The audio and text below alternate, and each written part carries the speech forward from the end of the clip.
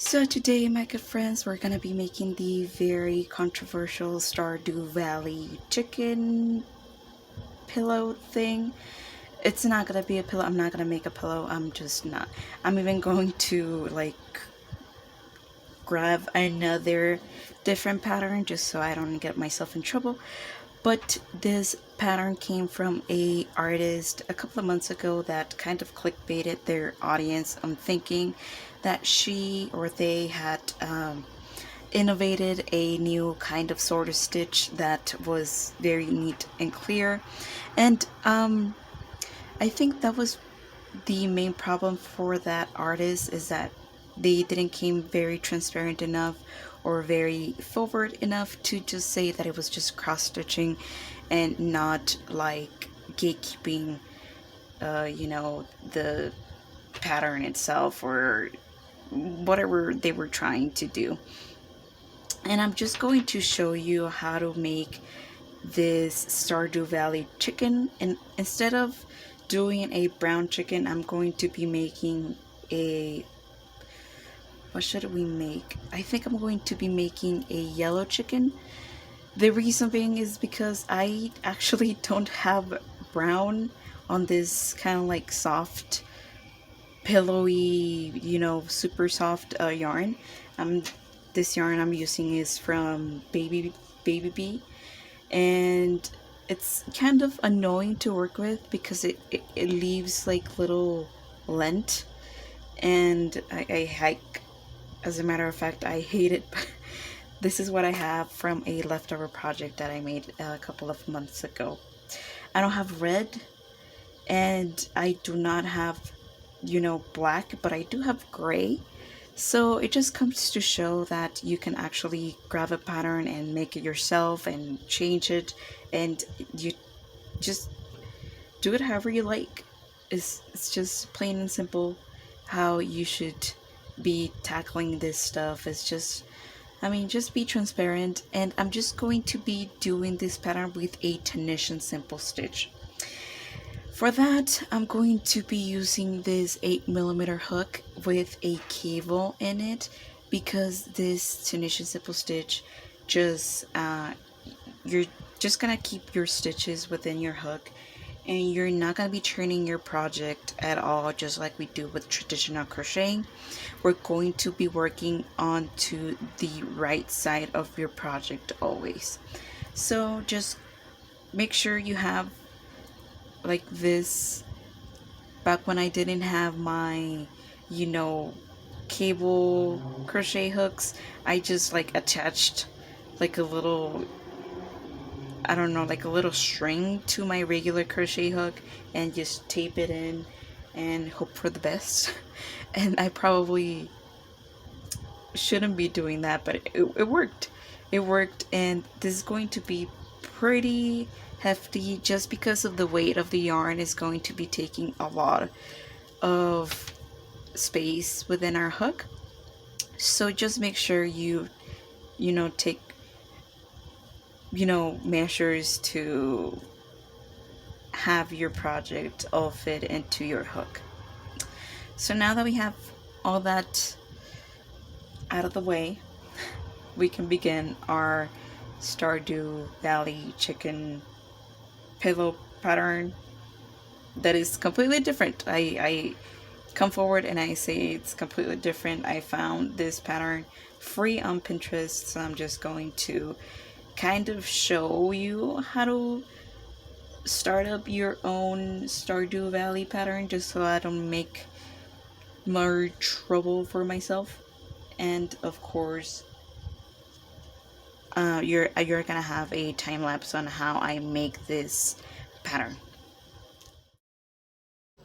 Well, actually, you can get the original pattern on Pinterest too. I just not going to put it here on video. I do apologize for that. But if you go digging a little bit deeper, you kind of realize that, I don't know, something happened with the author and copyright claims, and if she or they actually created that pattern. So I just don't want to get my foot onto that door. So just you go ahead. If you actually search Pinterest and you put Stardew Valley pillow pattern, it will show up. It will actually show up. So I have chained my 32 chains, and this is our right side, and for the Tunisian simple stitch we're going to work onto the back of our chains. So we're going to work onto these big bumps right here. We're going to skip this very I know you cannot see it, but there is supposed to be a bump right here. We're going to skip it, and we're going to go straight. Actually, this would be the bump, and we're gonna go straight to the next one. So we insert our hook onto that bump, and then we yarn over, we pull, and we keep our stitches in our hook. Again, yarning over, pulling through, and we keeping our stitches in our hook. Make sure you leave them nice and loose, especially with this kind of yarn. If you're using this kind of yarn, it's, you know, it's gonna leave, it's hard to undo if you have a little, like, you know, knot. It will break easily on you, so just making sure you have them nice and loose. So now, as you can see, we have all of our loops in our hook, and it goes all the way down to our cable.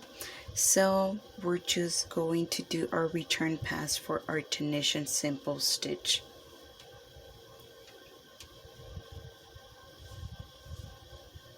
So we're going to grab our yarn and pull through that very last stitch in our hook. We're going to grab our yarn again and pull through 2 of our stitches, so 1 and 2. And we're going to keep doing this all the way down our row.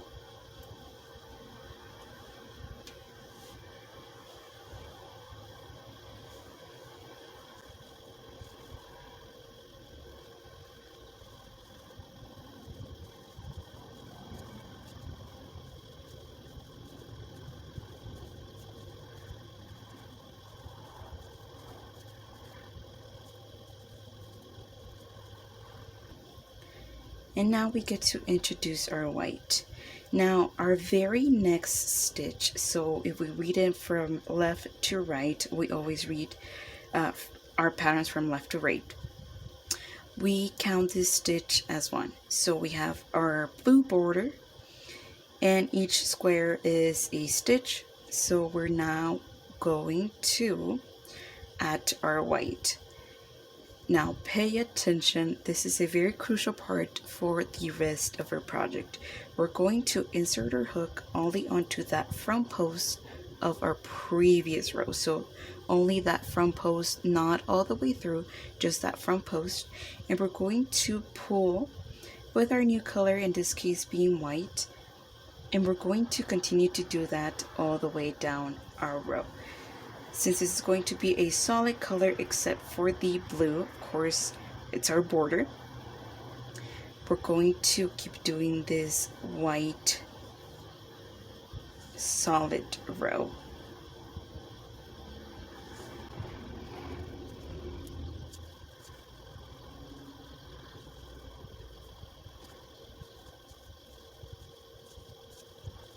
So for the very end of our row, I'm going to introduce another cake. I do apologize, this is a different cake of this blue yarn, and I'm just going to introduce it just like we did. We're going to insert our hook onto that stitch, making sure we catch those 2 loops right here. There's like a loop and then another loop, and we want to catch that, and we're going to pull with our blue. That being said, I just want to reiterate that I just don't want to carry my yarn all the way through over here. This, like, could you see like that much waste every time since it's a border? I'm just going to go ahead and introduce another cake of yarn, just making sure that you actually pull from the right cake of blue. So for our return pass, we're just going to chain 1 onto the very last stitch, and then always, if you have two different color stitches in your hook for Tunisian simple stitch, you always use that second color stitch to pull through two of your stitches. So remember that in our very last row we pull through two of our stitches with that blue yarn. Well, now we're going to pull with our white through that blue and through that white, and then again and again.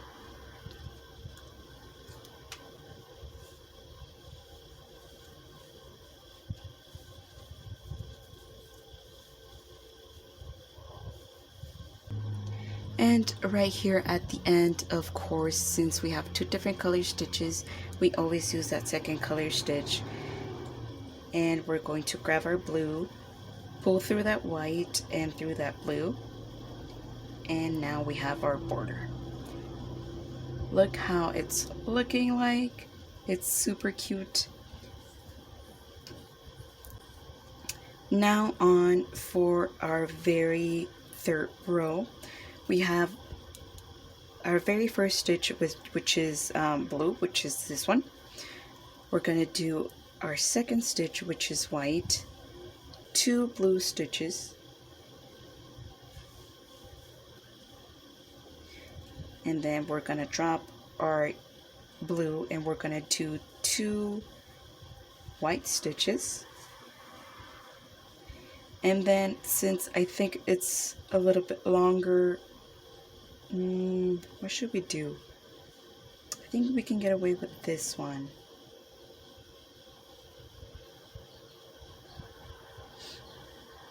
Gonna use this very same blue for one more stitch, and then we're gonna grab our white and do one more stitch, and then we come forward with our flowers. So in this case it's orange. I do not have orange in this kind of material, but I do have pink, and that's what I might use. So I'm going to introduce my pink, and just like we've been doing, we just grab our new color and we just pull through. And again we drop our pink, we pick up our white, and we continue one more stitch. And just like I said before, we might be able to get away with using this cake of yarn. The reason being is because, as you see right here, we have like that little piece of yarn that kind of we carry over, and this might create tension that we don't want, and we might warp our project. But since we have close stitches together, I think we can get away with it. We're gonna do 3. I know in the pattern it's 2, but I just want them symmetrical because I'm a control freak and I want them symmetrical. We're gonna do 3 blue stitches, and then we're gonna drop it, and we're gonna pick up our white. Who thinks I'm rambling too much? Because I definitely do. I'm talking a lot and I'm not saying anything. So essentially what you need to know is that each square counts as a stitch. If you look at your pattern and you see a blue square, you change your stitch to blue. And you essentially want to create a mirror effect. So if you divide your pattern into half or the middle, whatever you do to one side you do to the other when it comes to the border. Of course the chicken is the actual exception to this rule, but I know it's a common sense, but I'm just talking too much. I'm sorry. Our return pass, just like we've been doing, changing colors when appropriate. So this is how it's looking like. I know it actually does not look like much, but trust me, the process is immaculate. You should just stick with it until we finish. Like look at those crisp edges, and it's like just like look at it. It's very beautiful. You'll see it when we get to the kitchen. to the kitchen, to the chicken, and we're going to get through this and create our own very whatever it is. I'm not saying a pillowcase, but it's a tapestry, in my opinion, using a far superior stitch, just so like Tunisian simple stitch. So I'll leave you to it. These are all the basics that you need to know. I am going to leave a time lapse of how I make this, but do not be afraid to ask questions down below. I can answer them swiftly, and if you have any other questions, please feel free to look at the pattern, take your time, always recount your stitches. If you are missing a color, just like I did before, like I made a mistake twice, guys, and I've done this for like years, and just go back and fix it. I know it's gonna be frustrating at first. It has happened to me when I've learned a new stitch. It happened to me when I first learned the Tunisian simple stitch. But look at this. Look at this. It's not double-sided though, as you can see. I know it's backwards. I know it's upside down, but it looks pretty nice. It looks pretty neat. So I don't know, guys. I think this is going to be a banger.